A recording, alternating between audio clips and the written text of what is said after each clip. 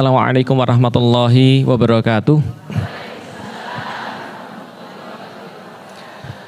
Alhamdulillah, puji dan syukur senantiasa kita panjatkan kepada Allah Subhanahu wa taala yang telah menurunkan bagi kita agama satu-satunya yang diridhoi oleh Dia, yaitu adalah agama Islam. Allah tidak ada Tuhan selain Dia, kepadanya kita menyembah, kepadanya senantiasa kita mencoba untuk memurnikan ibadah-ibadah kita, memurnikan setiap ketaatan-ketaatan kita, tidak kita buat hanya kecuali kepada Allah. Kalaupun andaikan kita juga punya niat-niat selain daripada Allah, mudah-mudahan Allah mengampuni dan memaafkan kita dan senantiasa membuat kita, membantu kita, menolong kita untuk ikhlas hanya kepada agamanya Allah. Oh ya, dan kita berharap mudah-mudahan apapun yang telah Allah sampaikan kepada kita berupa syariatnya mampu kita maksimalkan untuk kita lakukan dan kita terapkan dalam kehidupan kita sehari-hari, meskipun kita tahu ini adalah sesuatu perkara yang tidak mudah. Namun perkara-perkara yang tidak mudah itulah yang Allah akan ganjar kepada kita, akan Allah berikan kepada kita balasannya. Maka ulama-ulama berkata kepada kita al-ajru biqadri masyaqqah. Sesungguhnya balasan ataupun pahala yang didapatkan daripada Allah kepada hambanya itu tergantung kadar kesulitan daripada hamba itu. Kalau seandainya hamba itu membuat sesuatu lalu kemudian dia sulit, dia merasa nggak enak, dia merasa nggak nyaman, tapi dia tetap taat karena Allah, mudah-mudahan karena itulah Allah mengganjar pahala lebih besar. Maka mudah-mudahan kita semua di sini termasuk orang-orang yang ridho terhadap ketentuan-ketentuan Allah, karena itulah Allah ridho terhadap kita. Amin. Salat dan salam semoga tercurah dan terlimpahkan kepada baginda Nabi besar Muhammad sallallahu alaihi wasallam. Kita senantiasa bersalawat kepada beliau dengan ucapan Allahumma sholli ala sayyidina Muhammad, dan kita bersalam kepada beliau dengan ucapan assalamu alayka ya Rasulullah. Maka itulah yang dimaksud dengan Allah dan malaikat saja itu bersalawat dan bersalam kepada beliau. Maka kita semua sebagai manusia biasa, andai pun Allah dan Rasul bersalawat kepada beliau, maka sudah sepantasnya kita senantiasa bersalawat dan bersalam kepada beliau. Dan mudah-mudahan kecintaan kita, kerinduan kita terhadap Rasulullah Sallallahu Alaihi Wasallam itu bisa mewujud dalam perbuatan-perbuatan kita, dalam perkataan-perkataan kita. Maka ketika kita ketemu dengan saudara kita sesama Muslim, kita tahu bahwasanya Rasulullah mencintai mereka, karena Rasulullah itu sebelum wafatnya itu memikirkan umatnya, yaitu adalah kita semuanya. Maka ketika kita bertemu dengan sesama Muslim, kita mencoba untuk merendahkan suara kita, kita mencoba untuk berakhlak yang baik, kita mencoba untuk menjadi saudara yang baik. Kenapa? Karena kecintaan kita pada Rasulullah. Karena kita tahu bahwasanya orang yang bersyahadat itu pasti nanti akan berjumpa dengan Rasulullah selama dia merindukan Rasulullah. Maka kita mencoba untuk menjaga akhlak kepada Rasulullah dengan cara berbaik pada saudara kita, berbaik pada orang tua kita, berbaik pada apapun yang Rasulullah sukai, dan juga berbaik pada apapun yang Rasulullah perintahkan. Dan mudah-mudahan karena kerinduan kita pada Rasulullah itu, maka kita semua menjadi orang-orang yang dibariskan di belakang barisan Rasulullah Sallallahu Alaihi Wasallam, lalu memasuki surganya Allah. Dan sebagaimana Allah kumpulkan kita tiap hari Senin di dalam majelis ibu-ibu ini di Masjid Al-Muttaqin, maka Allah kumpulkan juga kita di Yaumil Qiyamah. Nanti mudah-mudahan nanti di Yaumil Qiyamah kalau ibu-ibu nggak punya barisan itu nanti ada majelis Senin Al-Muttaqin. Nah, ibu-ibu bisa kumpul di situ. Karena dalam hadis Rasulullah Sallallahu Alaihi Wasallam menyampaikan bahwasanya almar'u ma'a man ahabbah, sesungguhnya manusia itu bersama-sama dengan orang-orang yang dia cintai. Maka setiap wajah yang kita lihat di dalam majelis ini, setiap nama yang muncul dalam majelis ini, entah kita ingat atau entah tidak ingat, nanti insya Allah akan menjadi saksi di yaumil qiyamah bahwasanya kita pernah bersama dalam satu majelis. Dan itu termasuk syafaat yang diberikan antara sesama Muslim. Jadi tidak hanya syafaat itu diberikan oleh Rasulullah, tapi syafaat juga bisa diberikan oleh sesama Muslim dengan cara mereka saling bersaksi nanti di yaumil qiyamah tentang amal-amal soleh yang telah mereka lakukan, termasuk berada bersama di dalam satu majelis. Amin. Baik ibu-ibu sekalian insyaallah dirahmati Allah dan bapak-bapak sekalian yang hadir, kita sudah sampai pada bahasan yang cukup jauh. Kita sekarang membahas tentang Islam. Karena kalau kita membahas tentang akidah saja seperti kemarin, kita membahas tentang perkara yang gak kelihatan saja, maka biasanya kita itu masih kabur dan tidak jelas membahas tentang Islam itu sebenarnya apa. Kalau ibarat tanaman, yang namanya tanaman akidah itu kan akarnya. Akidah itu akarnya akar nggak kelihatan. Walaupun sudah kita sampaikan perkara yang nggak kelihatan ini adalah perkara yang paling penting. Tapi setelah kita selesai membahas tentang akar yang nggak kelihatan, maka kita mulai membahas batangnya seperti apa, daunnya seperti apa. Karena tanaman itu dilihat namanya apa, itu bukan dari akarnya. Ya enggak, tapi dari batang dan daunnya dan buahnya. Contoh misalnya, ini tanaman apa ya? Oh sebentar, aku lihat dari daunnya kayaknya tanaman jeruk. Jeruk apa? Kita nggak tahu juga. Nanti coba kita lihat pas dia berbuah. Nanti kita lihat dia jeruk apa.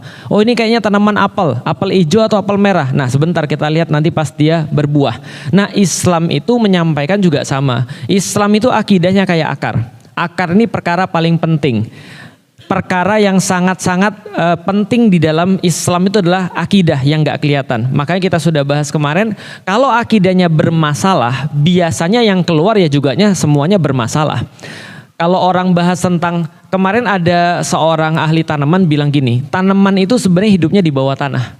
Yang muncul itu cuma kayak gini loh. Kalau sana ibu-ibu nyelam, ada pakai itu snorkeling itu. Nah yang muncul di atas itu cuma untuk ngisep udara aja. Tanaman itu sebenarnya di bawah. Ya itu kan sama kayak Islam kan ya. Allah bilang Islam kayak pohon kan gitu ya. Namanya tanaman, namanya pohon, intinya itu ya di bawah. Intinya itu ya akarnya. Makanya Islam itu selalu membahas awal-awal pasti tentang iman. Pasti tentang akidah. Itu segala-galanya. Tapi tidak hanya cukup bahas akidah.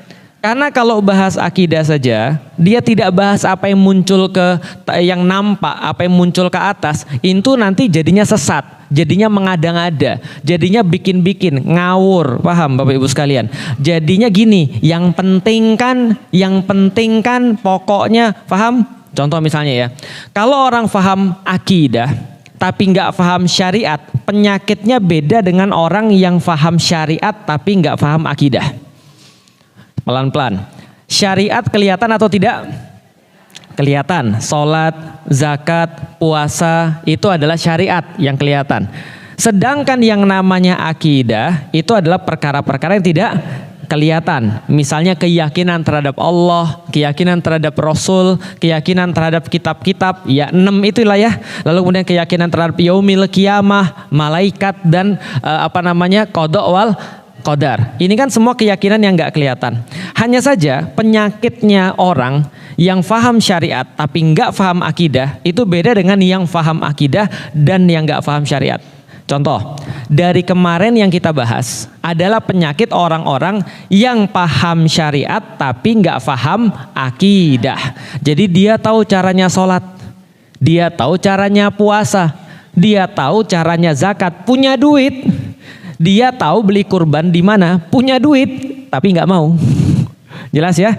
Ini adalah orang-orang yang tahu syariat, tapi tidak paham akidah. Pertanyaan ibu-ibu tuh yang paling banyak, Ustadz, gimana anak saya Ustadz? Dia sudah umurnya 15 tahun, bahkan ada yang umurnya 24 tahun. Tapi kok iya, dia itu sholatnya masih males-malesan Ustadz. Kalau dia mau sholat, dia sholat. Kalau nggak mau sholat, dia nggak mau sholat. Berarti ini masalahnya akidah atau syariat? Akidah. Dia tahu caranya tapi dia nggak mau. Ini adalah masalahnya yang nggak kelihatan. Dan itu sebagian besar muslim masalahnya kayak gitu.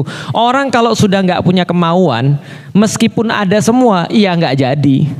Tapi kalau sudah ada kemauan, nggak ada semua, bisa jadi. Karena itu akidah. Bisa dipahami ya, kita bahas penyakit orang ada syariat tapi nggak ada akidah. Orang yang jelas fisiknya tapi nggak jelas yang non fisiknya. Ini penyakit pertama, ada tapi nggak mau, bisa tapi nggak mau. Paham sampai di sini?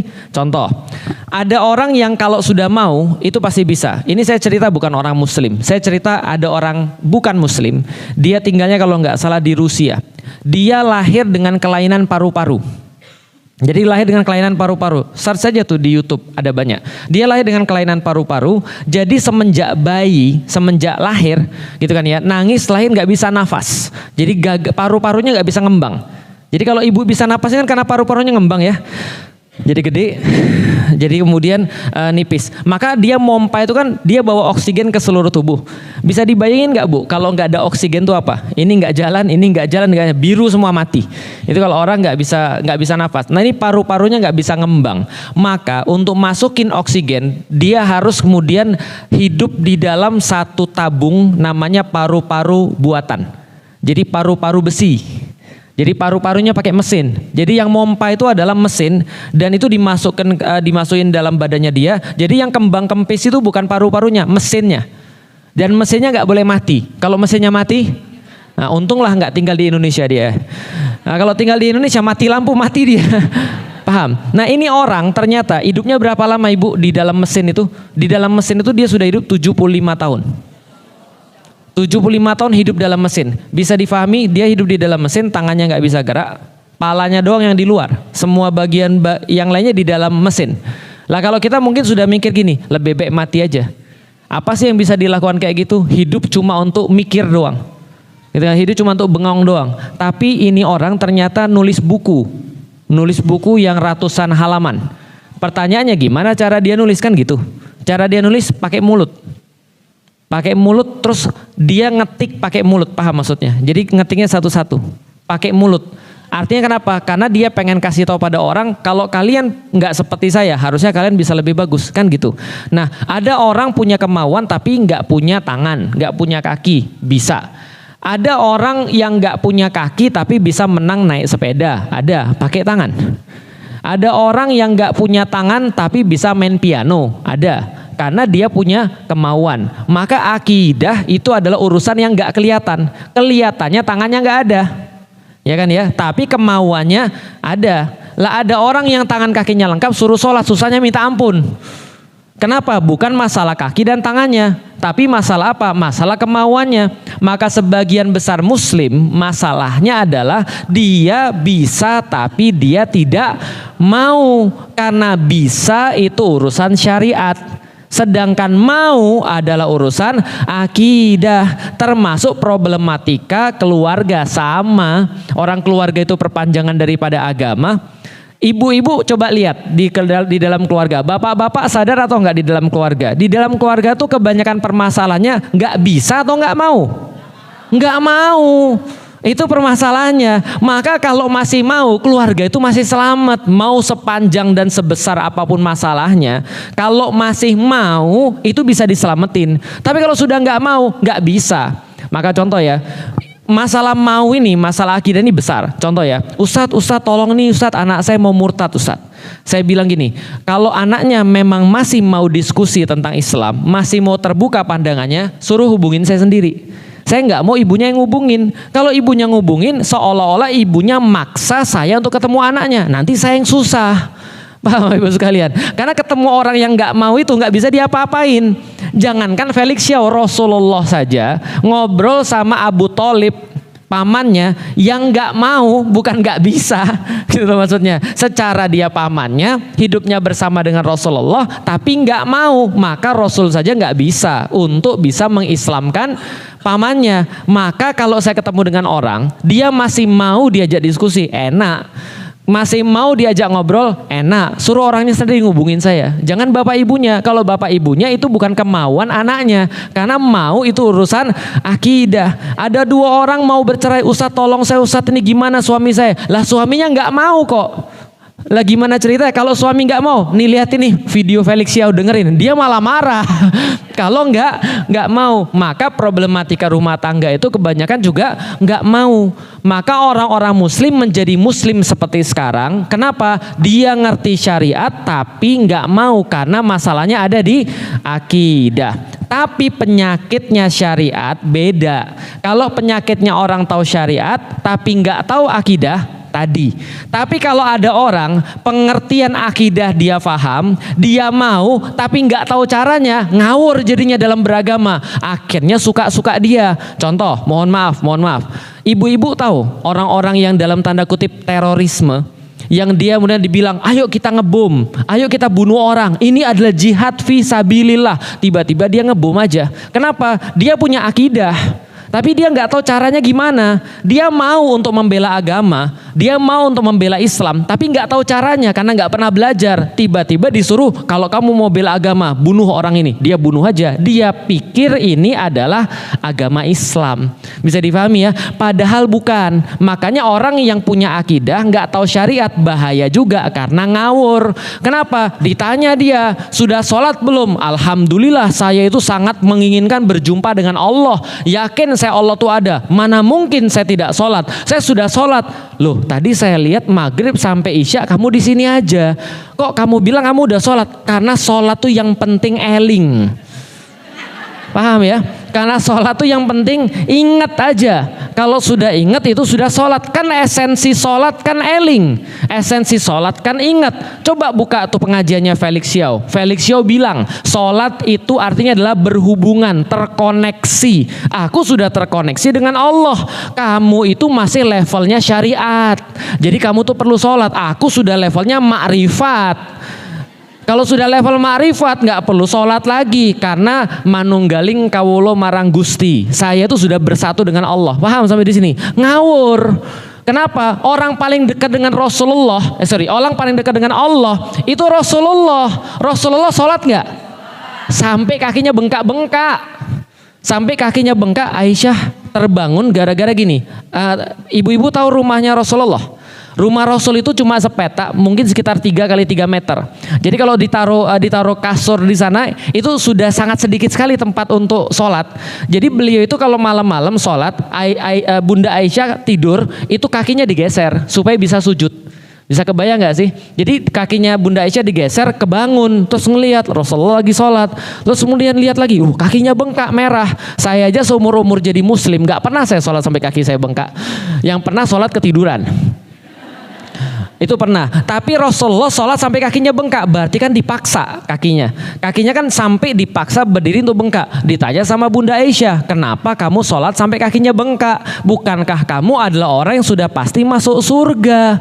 Ngapain lagi sholat sampai kaki bengkak? Kata Rasulullah, justru karena saya dijamin masuk surga, justru karena saya dekat sama Allah, malu kalau saya itu tidak beribadah lebih daripada orang lain. Orang yang lain yang belum dijamin masuk surga aja sholatnya rajin, masa saya seolah-olah kata Rasulullah, saya yang sudah dijamin itu sholatnya nggak lebih rajin. Itu orang paling dekat dengan Rasulullah. Kita siapa? Tiba-tiba kita merasa dekat dengan Allah lalu nggak sholat. Paham ya? Penyakit orang-orang yang punya akidah tapi nggak paham syariat akhirnya ngawur. Contoh kayak di pesantren Alpukat. Ya, pesantren Alpukat kan juga sama, gitu kan ya. Lah kenapa Anda ini sholatnya berjauh-jauhan? Loh, coba bayangkan kalau kita baru makan terasi, baru makan ya gitulah pokoknya. Lah gimana kalau kita sholat nanti sebelah kita bau? Bukankah sholat itu berhubungan dengan Allah dan gak boleh ganggu orang? Salah paham Pak. Makanya belajar syariat. Kenapa ini cowok dan cewek boleh digabung? Lah cowok dan cewek kan sama. Siapa bilang cowok dan cewek itu di hadapan Allah berbeda? Betul sama, tapi syariatnya beda. Makanya ngaji. Bisa dipahami ya. Nah, kenapa kita harus tahu bahwasanya akidah itu harus digabung dengan syariat dan syariat harus digabung dengan akidah? Karena kalau Allah sudah ngasih tahu sesuatu, kalau kalian suka sama saya kata Allah, kalau kalian sayang sama saya kata Allah, kalian pasti pakai aturan-aturan saya. Nah, perkara syariat dan perkara akidah ini adalah menjadi sesuatu kesatuan. Karena kalau seandainya kita menjadi orang-orang yang paham syariat saja, tapi dia tidak paham akidah, akhirnya dia menjadi orang-orang yang kayak orang muslim kebanyakan. Maka kayak kemarin misalnya, saya tuh kadang-kadang agak miris ya. Saya ketemu dengan satu orang ini cukup kaya, orangnya ini orang Chinese. Nah dia itu kemudian cerita bahwa dia itu udah banyak sekali berjumpa dengan ustadz-ustadz. Karena ustadz-ustadznya juga pernah ke sana, karena dia orangnya agak sedikit dermawan gitu ya. Maka orang-orang para ustadz ini ke sana, diceritain ada ustadz ini dan nggak banyak yang saya juga tahu ini orang yang lumayan terkenal lah. Tapi akhirnya dia kecewa. Kenapa? Karena bagi dia pernah ketemu dengan orang yang zikirnya 1 jam, tapi ternyata dia tetap nipu misalnya. Dia kemudian datang bawa proposal dan segala macam untuk pesantren dan segala macam, tapi ternyata dinikmati sendiri misalnya dan seterusnya. Atau yang berita-berita yang kita lihat, pemimpin pesantren kemudian melakukan tindakan tidak senonoh kepada santriwati-santriwatinya dan seterusnya. Nah ini perkara kayak gini. Perkara apa? Perkara orang itu ngerti syariat tapi nggak ngerti Akidah. Akhirnya apapun yang terjadi itu enggak, jadi gini, Islamnya itu enggak bisa membuat dia itu jadi muslim gitu loh maksudnya. Tapi dia itu jadi orang yang Islam, jadi orang muslim tapi enggak menerapkan Islam. Itu penyakit yang pertama. Penyakit yang kedua adalah ketika orang itu ngerti akidah tapi nggak ngerti syariat. Maka kita benar-benar harus belajar definisi Islam tuh kayak apa. Kapan orang tuh masih dianggap muslim dan kapan orang tuh sudah tidak dianggap muslim. Kenapa penting? Karena itu adalah agama. Contoh kayak gini misalnya, contoh kayak kasus kemarin, pesantren Alpukat kemarin. Kan banyak pro dan kontra tuh akhirnya kan ya. Oh enggak, dia tuh enggak sesat. Oh dia tuh sesat. Oh dia tuh enggak sesat. Oh dia tuh sesat dan segala macam. Oke, gimana cara membedakannya? Mudah cara membedakannya. Sekarang saya mau nanya. Sekarang ibu-ibu ngaji di masjid apa? Masjid Al-Muttaqin. Masjid Al-Muttaqin ini kelurahan apa? Tegal Gundil. Yakin? Bogor mana? Bogor Utara. Tahu dari mana kalau ini Bogor Utara? Tahu dari mana? Alamat Ustadz, Tegal Gundil Ustadz. Jujur, pas saya pindah ke sini Bunda, saya tuh bingung. Kenapa? Saya itu kelurahan mana?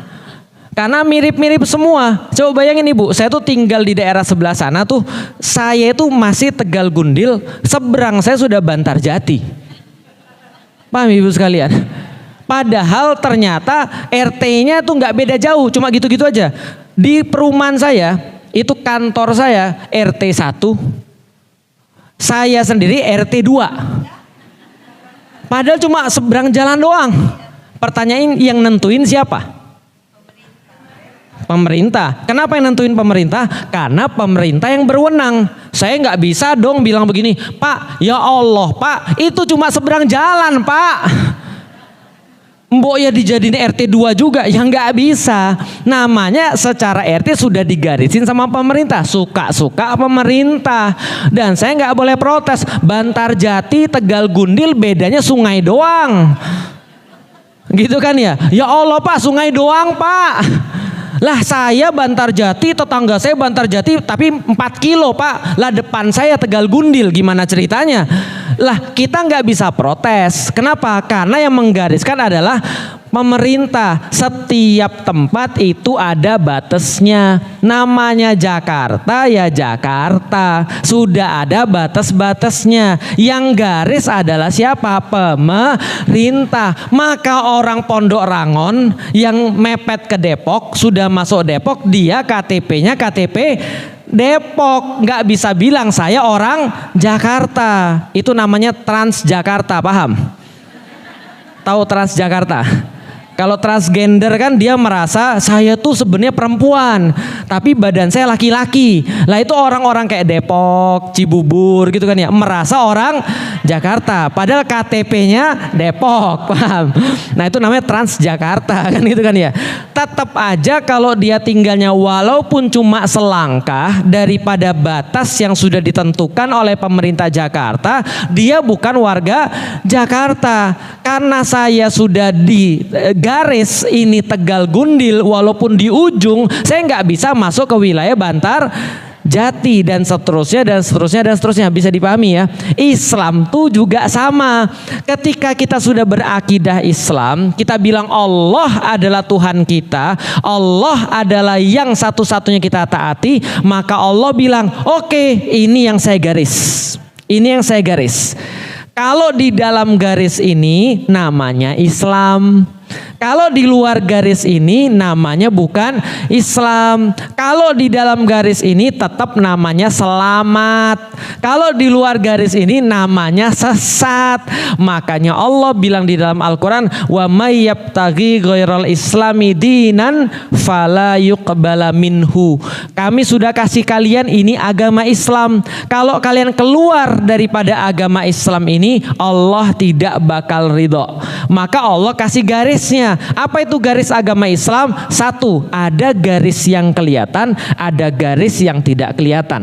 Apa garis yang kelihatan? Garis yang kelihatan adalah beriman pada Allah, beriman pada Rasul, beriman pada kitab, beriman pada malaikat, beriman pada yaumil kiamah, dan beriman pada qada wal qadar. Ada garis yang kelihatan. Islam itu apa? Islam itu kamu syahadat. Maka kalau ada orang sudah syahadat, kita nggak bisa bilang asli nggak tuh, bener nggak tuh, nggak bisa. Karena secara kelihatan dia bersyahadat. Mau dia main-main, mau dia syahadatnya seriusan, mau syahadatnya terpaksa, syahadat semuanya dihitung. Maka satu waktu pernah ada kasus di dalam Islam, ada sahabat itu kemudian dia lagi mau baca orang ketika jihad fisabilillah. Khalid bin Walid kalau nggak salah. Ketika Khalid bin Walid mau membaca orang itu, tiba-tiba orangnya bersyahadat. Terus kemudian dibacok, meninggal. Ketika udah bersyahadat, dibacok meninggal. Ketika ditanya, kami akan adukan kamu pada Rasulullah karena kamu baca orang muslim. Meninggal lagi. Terus kemudian Khalid bin Walid berkata, dia nggak serius syahadatnya. Laporin pada Rasulullah. Kata Rasul apa? Khalid, kenapa kamu nggak buka hatinya dan kamu lihat dia serius atau enggak? Nggak boleh, kata Rasulullah. Kalau ada orang sudah bersyahadat, dia tetap muslim. Walaupun mungkin kelihatannya dia kayak nggak serius, kayak terpaksa. Gara-gara ada proyek dia syahadat. Wallahualam bishawab. Yang penting batasan daripada Allah sudah jelaskan ya. Kayak tadi, Bantarjati, Tegal Gundil bedanya cuma sungai. Ada orang Bantarjati ngakunya Tegal Gundil karena merasa lebih dekat daripada kantor lurah. Ada orang merasa Tegal Gundil merasa Bantarjati karena lebih dekat. Nggak bisa. Karena sudah ada garisnya. Maka kemudian Rasul katakan kalau ada orang sudah syahadat, dia muslim. Garis pertama apa? Dia syahadat. Garis kedua apa? Dia sholat. Maka ibu-ibu ngelihat misalnya muslim datang ke masjid, dia sholat. Kita nggak bisa bilang, loh bukannya dia orang radikal, kok dia sholat di sini? Ya nggak bisa. Karena mau dia dianggap radikal, nggak radikal, asal dia udah sholat, dia orang muslim. Bisa dipahami ya? Pertama syahadat, yang kedua sholat, yang ketiga dia berzakat, yang keempat dia berpuasa, yang kelima dia berhaji jika mampu. Itu adalah batasan menjadi seorang muslim. Kalau gitu batasan sesat dan tidak sesat apa? Mudah. Batasan sesat dan tidak sesat adalah kalau masih berada di dalam pendapat-pendapat Islam, maka dia selamat. Kalau dia keluar dari pendapat-pendapat Islam, maka dia sesat. Ini penting bagi ibu-ibu untuk tahu yang namanya pendapat Islam atau aroul Islam itu apa. Pendapat Islam adalah segala sesuatu pendapat yang berdasarkan dalil Islami. Oke, saya ulangi ya. Pendapat Islam adalah segala sesuatu yang berdasarkan dalil Islam. Dan dalil Islam cuma ada dua. Dalil Islam ada berapa? Dua. Satu Quran, dua sunnah. Selesai. Akal ada di situ? Nggak ada. Ingat ya, dalil Islam, sumber daripada dalil Islam atau hukum Islam cuma dua. Satu adalah Quran. Yang kedua adalah sunnah. Boleh nggak Ustadz pilih salah satu? Nggak boleh. Dua-duanya harus menjadi sumber daripada hukum Islam. Kok bisa gitu? Karena Allah minta begitu. Siapa yang cinta saya, ikuti Nabi. Kalau Anda mengaku beriman pada Allah, ikuti Nabi. Maka Nabi dan Allah satu paket. Sebagaimana syahadat nggak boleh dipotong. Asyhadu an la ilaha illallah. Sudah selesai. Boleh nggak? Nggak boleh, tapi harus satu paket dengan asyhadu anna Muhammadar Rasulullah. Itu sudah satu paket.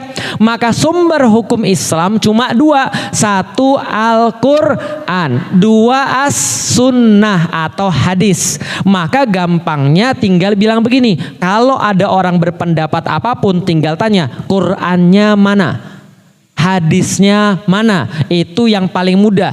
Kalau dia jawab ada Quran dan ada hadisnya, maka itu pendapat Islami. Meskipun kayak enggak populer. Bisa dipahami ya? Contoh misalnya kalau kita bahas tentang perbedaan-perbedaan yang berdasarkan Quran dan berdasarkan sunnah misalnya. Perbedaan apa misalnya? Contoh perbedaan perbedaan ibadah biasalah misalnya berdasarkan Quran dan sunnah.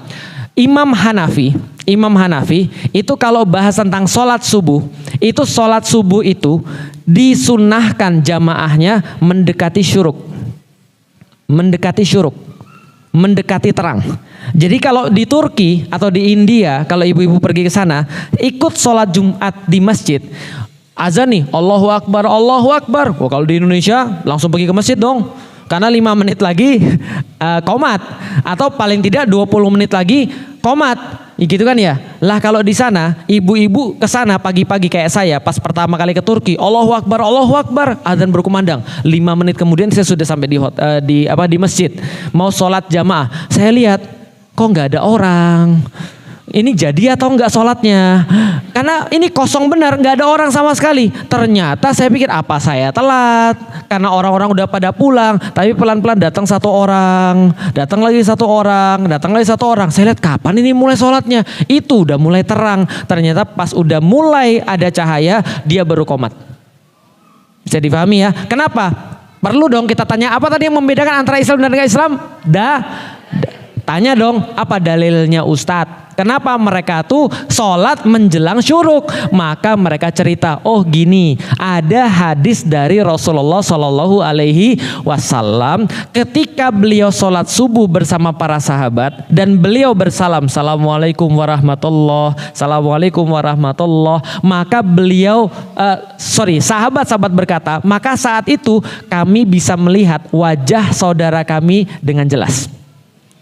Zaman dulu nggak ada lampu. Zaman sekarang adalah berarti sudah ada cahaya dari langit.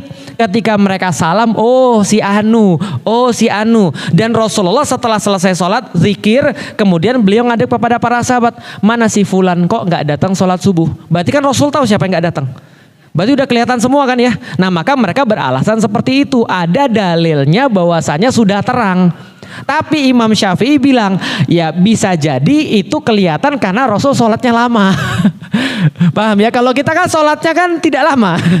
Nah maka Imam Syafi'i mengatakan bahwasanya perbedaan antara subuh, waktunya jelas ada beda antara benang merah dan benang putih. Kalau sudah ada seperti itu jelas, berarti subuh sudah tiba. Maka subuhnya madhab Syafi'i beda. Ada dalilnya? Ada. Orang Hanafi ada dalilnya? Ada. Gak perlu ada masalah. Walaupun ibu-ibu merasa kok gitu sih.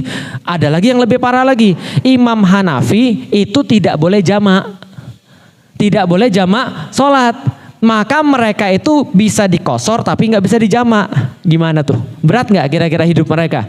Berat. Sedangkan kita Imam Syafi'i boleh dijamak dan boleh dikosor. Ada nggak dalilnya? Ada. Mereka ada nggak dalilnya? Ada. Walaupun kita kayak aneh, tapi kalau ada dalilnya ya nggak apa-apa. Bisa dipahami sampai di sini ibu sekalian. Banyak hal-hal yang kadang-kadang berbeda tapi tetap ada dalil yang nggak apa-apa. Contoh lagi misalnya sholat.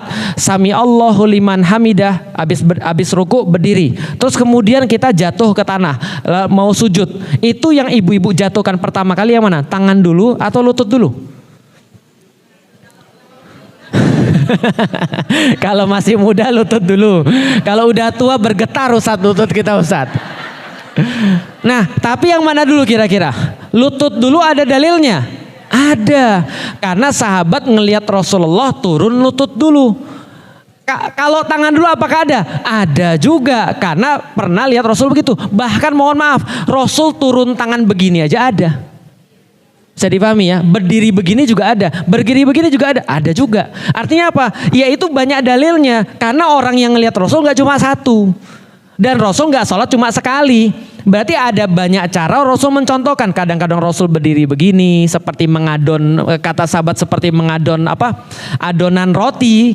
Kayak orang ngadon roti kan begini kan ya, biar kalau udah keras kan dipukul-pukul di gini. Nah ada yang begini dan segala macam. Tapi semuanya ada dalilnya. Selama ada dalilnya nggak ada masalah. Ada orang yang tahiyatnya begini dan ada dalilnya. Ada yang dalilnya, ada juga yang begini. Ada, serius. Maka kalau ibu-ibu ketemu yang begini jangan kaget. Ini orang kenapa sih gratil gitu? Bukan gratil. Ada dalilnya. Karena menurut mereka mengambil hadis bahwasanya Rasul ketika sholat ada sahabat yang bilang begini. Ketika ditanya kenapa begini, ini seperti memukul syaiton. Jadi seperti memukul kepala syaitan. Syaitan itu kan nggak suka orang sholat. Nah kalau kayak gini seperti memukul kepalanya syaitan. Jadi menjauhkan syaitan. Bisa juga ada dalilnya. Tapi apakah kalau kita begini salah Ustaz? Enggak. Kan ada dalilnya juga. Yang nggak ada dalilnya begini jelas. Itu nggak ada dalilnya. Jadi jangan sholat begini tuh nggak boleh. Udah pasti sesat. Jelas ya. Nah makanya kalau kita berbicara tentang dalil, yang penting kita tanya dalilnya apa. Kalau ada dalilnya nggak masalah. Orang ditanya kesukaan Rasulullah warna apa? Ada yang jawab kesukaan Rasulullah warna hijau, betul nggak? Betul. Ada yang bilang kesukaan Rasul warna kuning, betul nggak? Betul. Karena Rasul juga pernah pakai baju warna kuning yang dicelup dari za'faron dan nggak ada masalah. Tahu za'faron? Tahu biryani tahu? Biryani warnanya apa? Kuning, itu dari za'faron. Nah itu pakaian zaman dulu kalau mau dikasih kuning dicelup za'faron. Rasul pernah pakai. Apakah Rasul juga pernah pakai warna hitam? Pernah juga. Lalu bukannya warna putih Ustaz? Betul juga. Karena ketika sholat Jumat Rasulullah pakai baju warna, dan seluruh orang-orang Arab itu baju wajibnya warna putih. Kenapa? Panas. Jelas ya, makanya kan sudah ada penelitiannya. Baju putih itu dibanding baju hitam menyerap 2,5 kali lipat. Nah makanya saya bajunya hitam putih, jadi gitu.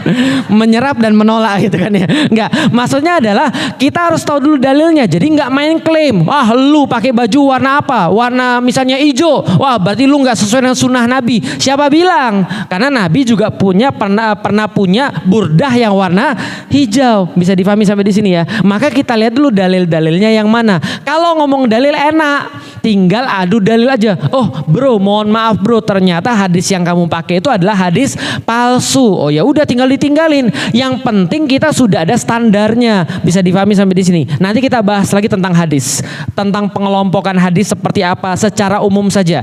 Tapi yang perlu saya sampaikan, beda antara selamat sama sesat cuma dua. Apa? Quran dan sunnah. Oke, perhatikan baik-baik. Dua ini beranak. Jadi sumber hukum Islam cuma Al-Quran dan sunnah. Tapi dua ini beranak. Kok bisa beranak Ustadz? Iya, karena Al-Quran dan As-Sunnah bilang kepada kita, andaikan para sahabat sudah bersepakat tentang sesuatu, maka itu juga dalil.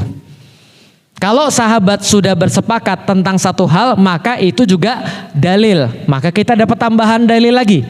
Selain Al-Quran, lalu As-Sunnah adalah ijma atau kesepakatan para sahabat. Kok gitu Ustadz? Radhiyallahu anhum wa radu an. Maka Al-Quran berkata, Allah ridho dengan seluruh sahabat. Allah aja ridho, siapa kita meragukan sahabat? Paham ya? Radhiyallahu anhum artinya Allah katakan kami meridhoi seluruh sahabat. Artinya apa? Sahabat kalau sudah kumpul, kalau mereka sudah ngobrol, menyepakati satu hal, itu nggak mungkin keburukan, nggak mungkin kejahatan, nggak mungkin kesalahan, mustahil. Kenapa? Karena ini orang sahabat kalau sudah ngumpul Allah ridho dengan mereka. Contoh ijma sahabat yang paling banyak mendapatkan kontroversi. Contoh, Rasul wafat hari Senin, dikuburkan hari Rabu. Jadi Rasul wafat hari Senin, dikuburkan hari Rabu. Ada selang berapa malam di situ? Ada selang 2 malam. Jadi difahami sampai di sini. Padahal hadis dengan sangat jelas mengatakan ada beberapa hal yang harus disegerakan. 3 yang harus diserahkan. 1, menikahkan anak perempuan yang sudah sampai waktunya. Kalau enggak akan muncul fitnah. Yang kedua, bayar utang. Itu harus disegerakan. Yang ketiga adalah memakamkan mayat. Itu harus disegerakan. Ini bukan hanya muslim biasa. Tapi ini seorang siapa? Rasulullah. Berapa lama ditunda pemakamannya? 2 malam. Apakah Anda kira sahabat-sahabat gak beres semua nih? Apakah Anda kira sahabat gak beres semua? Gak mungkin. Karena sahabat Rasul ngumpul di situ, mereka menunda memakamkan mayat Rasulullah, pasti ada alasan. Betul atau betul? Ternyata itulah lahirnya hukum ijma atau dalil ijma sahabat atau kesepakatan para sahabat bahwa mereka lebih mengutamakan untuk memilih khalifah, memilih penerus Rasulullah, siapa yang memimpin kaum muslimin pasca Rasulullah wafat. Maka setelah dibaiat Abu Bakar, maka baru dimakamkan Nabi. Paham sampai di sini? Dibaiat Abu Bakar baru dimakamkan Nabi. Pertanyaan saya, itu adalah dalil atau bukan? Dalil. Semua orang ada beberapa orang berpendapat, berarti sahabat nggak bener, lebih gila kekuasaan daripada makamin Nabi. Anda salah besar. Kenapa? Allah aja ridho pada sahabat. Berarti apa yang mereka lakukan itulah yang dilakukan oleh Rasul kalau masih hidup. Bisa difahami sampai di sini? Karena mereka paham dan paling dekat dengan Rasulullah, maka mereka tahu yang mana yang harus dilakukan seolah-olah kalau Rasul masih hidup. Bisa difahami sampai di sini? Maka beliau, para sahabat mendahulukan apa? Memilih pemimpin dibandingkan memakamkan mayat Nabi Shallallahu Alaihi Wasallam. Itu pertama. Yang kedua, ada hadis lagi yang berkata begini. Itu para sahabat ketika Nabi wafat. Bisa dibayangin kalau sahabat dengan Nabi? Sahabat dengan Nabi itu beda dengan kita dengan guru kita. Beda dengan kita dengan suami atau istri kita. Sahabat sama Nabi itu benar-benar sudah lengket luar biasa.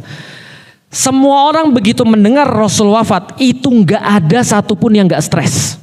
Semuanya tuh ada yang duduk terdiam, nggak bisa ngomong apa-apa. Tahu nggak sih? Dapat berita mengagetkan yang mereka tahu itu akan terjadi. Mereka sudah tahu tanda-tandanya, tapi mereka nggak mau nerima. Paham sampai di sini? Itu sahabat tuh. Yang paling stres di antara semuanya siapa? Umar paling stres.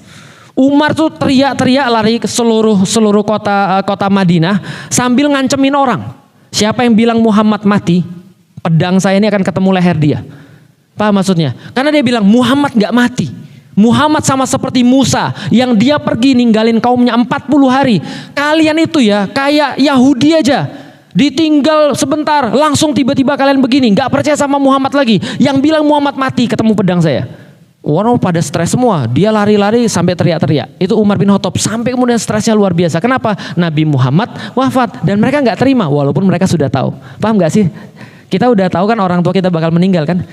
Tapi berapa banyak di antara kita yang kalau meninggal beneran kita bisa terima? Mungkin gak banyak. Itu orang tua kita. Gimana dengan Rasulullah? Bisa dipahami ya? Itu semuanya gak ada yang terima. Yang bisa tenang cuma Abu Bakar.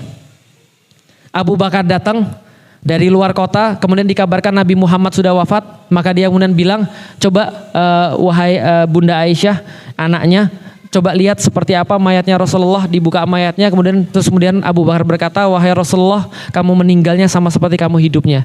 Dicium kemudian Rasulullah, kemudian beliau keluar ketemu dengan Umar. Begitu ketemu dengan Umar lagi teriak-teriak, Umar sini. Kenapa Abu Bakar? Terus dia bilang gini, siapa yang nyembah Muhammad maka Muhammad mati. Tapi siapa yang nyembah Tuhannya Muhammad hidup dan gak akan pernah mati. Wa ma Muhammadun illa rusul wa qad khalat min qablihi rusul. Dibacakan ayat itu, Umar langsung kemudian tunduk, lalu kemudian di bawah lututnya, kemudian nangis, lalu berkata pada Abu Bakar, saya tuh seolah-olah gak pernah dengar ayat ini. Karena benar-benar luar biasa, gak pernah dengar. Dia baru sadar Nabi sudah wafat. Coba bayangin. Sahabat sama Nabi, baca coba hadisnya, begitu romantis, begitu luar biasa, begitu cinta mereka terhadap Nabi, mengorbankan diri sendiri terhadap Nabi pun mereka mau. Bayangkan kondisi kayak gitu mereka ngelihat Nabi wafat. Kira-kira menurut Anda mereka bisa nguburin Nabi gak? Gak mungkin. Gak mungkin mereka bisa nguburin Nabi. Maka pada saat itu hadisnya berkata, semua sahabat bilang sama. Apa mereka bilang? Kami itu baru sadar yang kami kuburkan adalah mayat Nabi Muhammad SAW ketika selesai menguburkan itu. Kenapa? Karena Allah membuat mereka seolah-olah mereka kayak enggak ingat. Jadi taunya mereka pas sudah selesai. Karena kalau mereka sadar pada saat itu, enggak mungkin mereka kuat untuk nguburin Nabi. Paham maksudnya?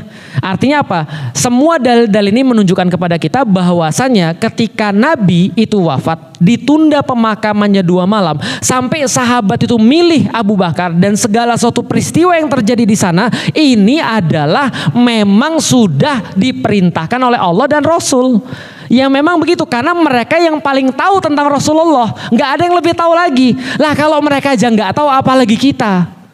Bisa dipahami ya, contoh nih, saya meninggal nih, Berarti saya dimakamkan di mana dengan cara apa? Anda tanya sama siapa? Tanya sama istri saya. Kalau istri saya aja nggak tahu, apalagi Anda, jangan nebak-nebak. Saya tuh udah ikut pengajiannya Ustadz Felix loh dari lama. Ya tapi Anda tetap bukan orang rumah saya, bisa difahami ya. Nah maka Rasulullah itu yang paling tahu adalah siapa? Para sahabat. Maka keputusan sahabat adalah keputusan Rasulullah. Andai beliau masih hidup. Paham sampai di sini? Ada yang nggak terima nggak Ustadz? Ada yang nggak terima, itulah jadi Syiah. Paham sampai di sini? Munculnya Syiah tuh di situ. Kenapa? Karena Syiah bilang, wah nggak benar nih para sahabat ini. Masa Nabi Muhammad mayatnya dibiarin gitu aja? Bukankah kata Nabi disuruh makamkan cepat, sementara mereka gila dunia, mereka lebih milih untuk politik, mereka milih Abu Bakar. Maka Syiah dari situ ada yang ekstrim. Yang ekstrim bilang semua yang kumpul di Sakifah Bani Sa'idah, semua yang ngumpul untuk baiat Abu Bakar semuanya kafir. Parah. Nah, ini yang terjadinya nih. Makanya problematika itu muncul di situ. Kenapa? Karena ada orang-orang nggak percaya bahwa sahabat kalau ngumpul itu Allah ridho. Paham sampai di sini? Makanya orang-orang Sunni kayak kita percaya 100% apapun keputusan sahabat itu adalah bagian daripada dalil karena Allah ridho kepada mereka. Itu satu. Ini agak berat tapi sudah saya sampaikan. Alhamdulillah. Paham sampai di sini? Dua, Al-Quran. Al-Quran. Ibu-ibu pernah baca Al-Quran? Apa Nabi pernah baca Quran kayak ibu-ibu baca itu? Enggak. Enggak ada di zaman Nabi Quran mushaf seperti sekarang tuh enggak ada. Gitu kan ya. Tapi setelah Nabi wafat, gitu kan ya, setelah Nabi wafat, maka Abu Bakar bilang, sahabat-sahabatku, coba kalian lihat, kita itu sudah nyebar betapa luas. Karena udah nyebar luas banget kayak gini, mbok yao kita coba memudahkan mereka. Kalau kita sih semua hafal Quran, iya jelas. Orang mereka hidup bersama Nabi, mereka ngafal Quran itu gampang banget. Kalau lupa tinggal tanya Ibnu Abbas masih ingat nggak ini Rasul pernah bilang apa? Itu Ibnu Abbas, Rasul ngomong ya 30 menit, disuruh ngulang itu sempurna. Itu Ibnu Abbas tuh. Suruh 1 jam insya Allah sempurna. Pernah lihat Ustadz Adi? Nah, Ibnu Abbas lebih tinggi lah daripada itu ya. Ibnu Mas'ud itu dia orang yang langsung dikoreksi hafalannya oleh Nabi. Jadi kalau sahabat-sahabat, andai pun sahabat ada yang gak hafal, mereka tinggal bilang, datengin Ibnu Mas'ud, datengin Ibnu Abbas, kita mau nanya tentang Quran. Hafal tuh mereka semua. Bisa dipahami. Dan sahabat-sahabat lain juga hafal gitu loh maksudnya. Wajar hafal. Cuma Abu Bakar bilang, tapi kan yang ono-ono belum hafal. Orang kita sudah sampai Afrika, kita sudah sampai Irak, kita sudah sampai atasnya sudah hampir ke Syam. Dan mereka semua nggak ngerti Islam seperti kita ngerti. Maka ya kita mulai membukukan Al-Quran. Maka Abu Bakar memberi perintah itu awalnya ditentang para sahabat. Ini bid'ah. Ini nggak boleh. Ini nggak ada di zaman Rasul.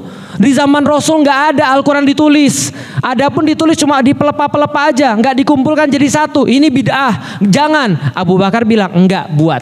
Akhirnya pembuatan Al-Quran itu dimulai di masanya Abu Bakar, selesai di masanya Utsman bin Affan. Makanya dinamakan Mushaf Utsmani.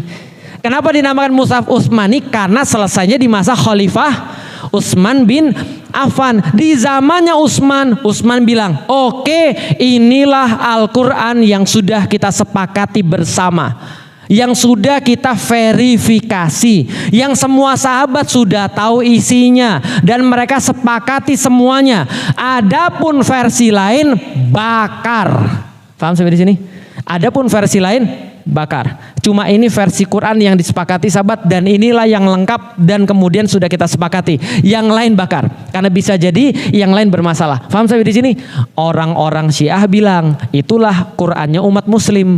Cuma sepertiga daripada Quran yang ada. Jadi harusnya ada 3 kali lipat. Kenapa? Karena mereka pikir Utsman itu bermasalah. Paham sampai di sini? Paham sampai di sini ya? Jadi Anda itu ketika melihat Islam tuh harus ada nih batas-batasnya apa? Jangan bikin sendiri. Kalau berdasarkan perasaan nanti jadi golongan-golongan yang aneh-aneh. Bisa dipahami ya. Nah, sampai di sini ada 2. Satu, pemakaman Rasulullah ditunda. Yang kedua adalah Al-Quran. Itu namanya ijma para sahabat. Kesepakatan para sahabat tidak mungkin salah. Kenapa? Karena itu termasuk dalil Islami. Oke, berarti dua, Al-Quran dan As-Sunnah. Punya anak pertama siapa namanya tadi? Kesepakatan atau ijma, bahasa Arabnya ijma para sahabat. Yang keempat, ada anak yang ada anak yang kedua, jadinya 4. Namanya adalah qiyas. Namanya adalah apa? Qiyas. Oke, saya sederhanakan. Berarti dalil Islam itu ada 2 originalnya, ada 2 aslinya, beranak 2 lagi.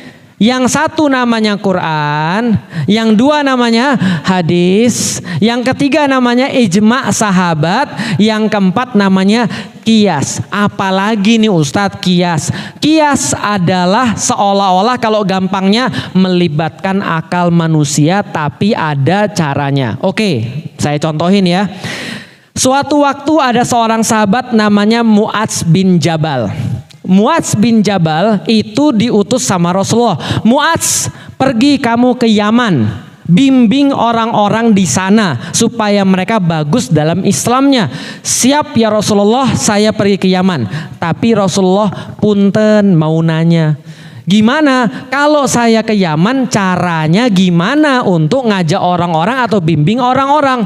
Oh gampang kata Rasulullah. Lihat kata Rasulullah, pertama, minta mereka untuk beriman pada Allah, minta mereka bersyahadat. Oke, yang kedua, setelah syahadat suruh mereka untuk sholat. Setelah mereka sholat ya Rasulullah, suruh mereka untuk berzakat. Siap, jelas ya, ini sudah kita jelaskan kemarin, beriman, sholat dan zakat. Lalu gimana cara saya ngatur mereka ya Rasulullah? Kata Rasulullah, pakai Al-Quran. Cari di dalam Al-Quran. Katanya Mu'adz lagi, kalau saya tidak ketemu di dalam Al-Quran, hukumnya apa? Bagaimana ya Rasulullah? Pakai kata-kata saya, sunnah Nabi. Kalau saya nggak ketemu dalam sunnah Nabi, bagaimana ya Rasulullah? Kata Rasulullah, gunakan akalmu berdasarkan Quran dan sunnah. Oke, gunakan akalmu berdasarkan Quran dan sunnah. Itu namanya qiyas.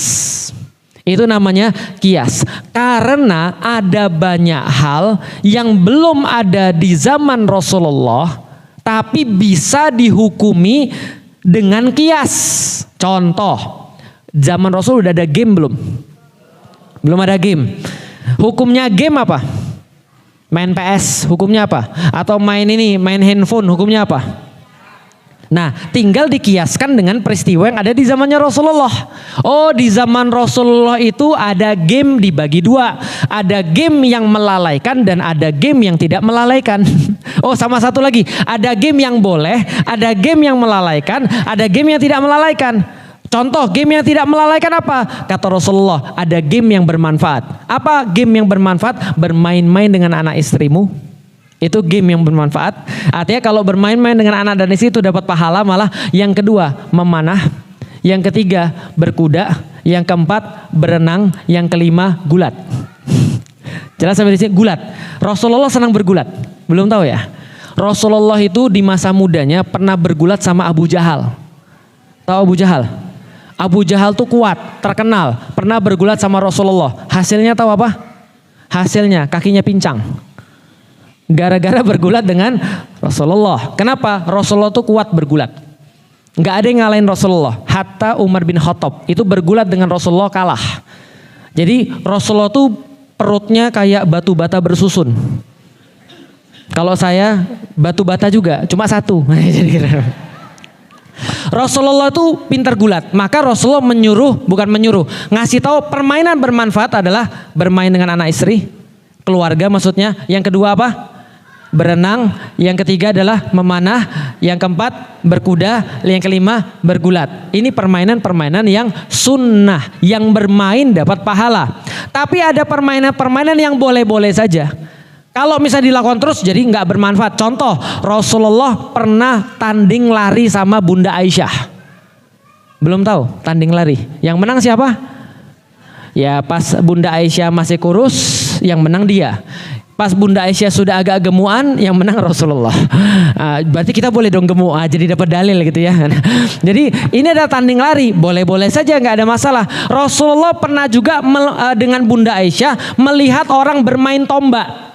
Jadi kayak ada permainan orang-orang Afrika itu main tombak. Jadi tombak diputer-puter, di apa segala macam. Hadisnya adalah Bunda Aisyah bersama dengan Rasulullah di teras masjid. Pernah ke Masjidil Haram? Masjid Nabawi. Nah, itu di belakangnya masjid itu ada tanah kosong yang sekarang ada payung-payungan yang bisa dibuka tutup. Nah, itu kira-kira di situ tempatnya. Nah, itu Rasulullah ngelihat orang-orang bermain tombak, pertunjukan tombak. Jadi ada entertainment, paham ya? Ada entertainment tombak. Dan Bunda Aisyah dari belakang pundaknya Rasulullah kemudian berkata, "Ya Rasul, saya nggak kelihatan." Akhirnya Rasul kemudian agak berdiri, Bunda Aisyah di belakangnya pundak Rasulullah ngelihat pertunjukan itu. Artinya apa? Boleh-boleh saja entertainment, boleh-boleh saja main game, asal tidak mengganggu kewajiban. Maka hukum nonton bola juga bisa dari situ. Apa Ustadz hukum nonton bola? Lah kalau Anda nonton bola nggak sholat subuh, haram. Jelas ya? Kalau Anda nonton bola nungguin sholat subuh, bagus. Anda ribut gara-gara bola, haram. Tapi kalau gara-gara bola Anda jadi bisa ngobrol sama orang, yang nggak ada masalah, tetap hukumnya mubah. Berarti main hukumnya mubah, main bola, main futsal dan segala hukumnya mubah. Dari mana itu? Qiyas. Dikiaskan pada peristiwa zaman Rasulullah. Ketika sudah datang sholat Jumat, maka tinggalkanlah jual beli, kata Al-Quran. Lalu kemudian fokuslah ke sholat Jumat. Kenapa? Zaman dulu orang Yahudi memang licik dia tuh. Kenapa? Orang Yahudi tiap hari Jumat datang bawa dagangan. Paham ibu-ibu sekalian? Nah, ini ibu-ibu kalau zaman dulu itu pasti keluar rumah semuanya. Lah zaman dulu yang keluar rumah bapak-bapak. Kenapa? Yahudi ini berdagang gak sebulan 2 bulan sekali, kadang-kadang 2 bulan sekali, 3 bulan sekali, datang tiap hari apa? Jumat. Makanya orang langsung mau berdagang. Sayang, nggak setiap hari dia datang. Kita kan harus kulakan, kita kan harus beli barang. Maka orang nggak sholat Jumat, atau mereka sholat Jumatnya sambil ngeliatin pasar. Maka kata Allah, tinggalkan jual beli. Kalau orang lagi masak, kalau laki-laki lagi masak, tinggalin juga nggak? Tinggalin. Ngangkot, tinggalin. Main game, tinggalin. Itu qiyas. Kalau jual beli aja ditinggalkan, maksudnya adalah segala sesuatu yang membuat Anda tidak sholat Jumat, tinggalin. Itu namanya qiyas. Maka inilah perlu ulama namanya mufti yang ngasih fatwa. Ini hukumnya apa Ustadz? Ini hukumnya apa Ustadz? Contoh, Ustadz Somad pernah ditanya, apa hukum nonton film Korea? Kan gitu kan ya? Zaman dulu ada film Korea di zaman Rasul? Nggak ada. Tapi hukumnya bisa dikiaskan kepada peristiwa-peristiwa yang pernah terjadi di zaman Rasulullah Shallallahu Alaihi Wasallam. Faham sampai di sini? Oke, pertama apa? Al-Quran. Yang kedua, yang ketiga, yang keempat. Oke, sekarang kita coba tes ibu-ibu sekalian, ini sesat atau ini selamat gitu kan ya. Contoh pesantren Al-Pukat gitu kan ya. Pesantren Al-Pukat menyambut tamu dengan ucapan Shalom Aleichem misalnya gitu ya. Menurut ibu-ibu itu sesat atau selamat? Kita cari tahu dulu dalilnya apa, kan gitu kan ya. Kita dalilnya apa? Dia jawab, lah kan itu kan bahasa Ibrani, boleh-boleh aja dong. Oke, kalau gitu kita kasih tahu, kita jelasin pada dia. Nih ceritanya, ketika perjanjian Hudaibiyah, Rasulullah Shallallahu Alaihi Wasallam nggak bisa nulis. Maka beliau minta Ali bin Abu Thalib untuk nulis perjanjian dengan Suhail bin Amru namanya, wakil daripada orang Quraisy. Ceritanya gimana Ustadz perjanjian Hudaibiyah? Rasul mau pergi umroh, lalu kemudian gak boleh, disuruh pulang lagi ke Madinah. Maka para sahabat yang sudah di ujung pengen banget untuk ngelihat Ka'bah, kecewa bukan karuan. Kenapa? Karena Rasul udah bilang kita akan lihat Ka'bah, kita akan umroh, kita akan tawaf dan segala macam. Kok nggak jadi? Ini penghinaan. Udah perang aja. Rasul bilang tahan, nggak apa-apa. Kita perjanjian aja. Apa perjanjiannya? Rasul bilang, oke, Ali bin Abu Thalib tulis Bismillahirrahmanirrahim. Suhail bilang nggak bisa. Kenapa nggak bisa? Nggak boleh tulis Bismillahirrahmanirrahim. Loh kok bisa? Iya, maumu apa? Bismika Allahumma. Sekarang saya mau nanya pada ibu-ibu sekalian, Bismillahirrahmanirrahim dengan Bismika Allahumma beda nggak? Secara arti nggak ada beda. Secara arti nggak ada beda. Bismillahirrahmanirrahim itu artinya dengan nama Allah yang Maha Pengasih dan Maha. Bismika Allahumma artinya dengan namamu ya Allah. Sama nggak? Sama. Apa bedanya? Tapi Suhail pinter. Suhail bilang, kalau kamu tulis Bismillahirrahmanirrahim ini ajaran agama kamu. Bukan ajaran saya emang nggak ngakuin. Kalau kamu tulis Bismillah, saya keberatan. Tulis Bismika Allahumma. Maka Rasul ngalah dan tulis, ya udah tulis Bismika Allahumma. Kenapa? Karena ini perjanjian, bukan urusan agama. Tapi yang Rasul usulkan adalah urusan supaya kita tahu bahwa kalau urusan agama jangan main-main. Bisa difahami sampai di sini? Yang kedua, tulis Ali bin Abu Thalib. Ini perjanjian antara Muhammad Rasulullah dengan Suhail bin Amru. Suhail bilang, gak bisa. Loh kok gak bisa lagi? Jangan tulis Muhammad Rasulullah. Kalau saya ngakuin kamu Muhammad Rasulullah, saya masuk Islam dong. Paham ya sampai sini ya? Saya masuk Islam dong. Tulis, ini perjanjian antara Muhammad bin Abdillah dengan Suhail bin Amru. Lihat coba. Ini orang kafir ya. Ini orang kafir Suhail bin Amru, hati-hati betul. Jangan sampai dia tuh jadi masuk Islam. Paham gak sih maksudnya? Mereka sangat-sangat detail karena mereka tahu kalau mereka salah diksi, lihat ya, salah kalimat itu akan menurunkan harkat dan martabat mereka. Sama kayak Anda. Anda berbicara Bismika Allahumma dengan Bismillahirrahmanirrahim beda. Karena Bismillahirrahmanirrahim diajarin langsung sama Allah dan diajarin sama Rasul. Sedangkan Bismika Allahumma tidak. Paham ya? Ada nilai pahala di situ. Kenapa? Ada dalil. Balik lagi kan ya. Sedangkan Bismika Allahumma nggak ada dalilnya. Itu orang kafir hati-hati. Ini kita orang muslim berkata nggak apa-apa pakai Shalom Aleichem. Paham sampai di sini? Dan dia yakin ini bagian syariat. Sesat. Gampang banget. Ngapain sih susah-susah? Ada dalilnya udah jelas. Kalau ada dalil, mana dalilnya? Quran lewat. Hadis lewat, ijma sahabat nggak ada, gitu kan ya. Kias apalagi nggak ada. Ya terus dari mana Islamnya? Paham sampai di sini? Oke, sholat berjauh-jauhan karena takut bau. Dalilnya mana? Dalilnya ya kan gini, itu pikiran, nggak ada Quran, nggak ada sunnah, kias pun nggak boleh cuma pikiran doang. Karena kalau kias pikiran doang ngawur, agama nggak perlu ada, cukup pikiran saya. Contoh, pikiran saya Allah kan pasti baik dong, ya nggak mungkin lah Allah nyiksa hamba-hambanya. Maka kalau kata orang neraka tuh ada, bohong, pikiran dia. Emang kamu siapa? Paham saya di sini. Lah makanya namanya Jakarta ya Jakarta tuh ditentukan oleh pemerintah Jakarta. Bogor ditentukan oleh pemerintah Bogor. Ditentukan oleh yang punya wewenang. Lah ini Islam yang punya wewenang siapa? Allah. Siapa yang punya Islam? Allah dan Rasul. Sudah dikasih batasannya. Maka batasan ini kalau di dalamnya namanya selamat. Kalau di luarnya namanya sesat. Jelas sampai di sini? Ustadz, kalau gitu Ustadz mau tanya lagi Ustadz, boleh nggak? Iya gimana? Kerudung itu Ustadz, jilbab itu Ustadz, itu yang kayak gimana sih? Karena teman saya itu berpotongan, tapi saya memahaminya nggak berpotongan. Harusnya semuanya nyambung dari atas sampai bawah. Tapi teman saya berpotongan, dia pakai rok sama pakai atasan. Ya udah, tinggal cari dalilnya. Qurannya sudah sama, nggak ada merinci. Hadisnya nggak ada merinci juga. Lalu kita lihat lagi, apa ijma sahabat, mulai dapat di situ. Ibnu Mas'ud berkata, yang namanya jilbab definisinya kayak begini. Ibnu Abbas berkata, jilbab itu definisinya kayak begini. Sahabat yang lain berkata, jilbab itu definisinya kayak gini. Ada banyak ternyata. Ada yang bilang jilbab itu kayak sarung. Ada yang bilang kayak selimut. Zaman dulu para sahabat ambil gorden jadi jilbab. Ada yang lain lagi masih kelihatan kakinya dan segala macam. Akhirnya ulama-ulama ngasih pendapat, berpotongan boleh, mau lurusan bagus. Paham sampai di sini? Yang nggak boleh itu yang transparan, itu jelas nggak boleh. Sampai di sini paham ya? Nah kalau transparannya di dalamnya masih ada lagi, nggak ada masalah. Karena kalau Anda sudah pakai jilbab, sudah selesai, nggak transparan, nggak membentuk tubuh, Anda mau pakai apapun setelah itu terserah.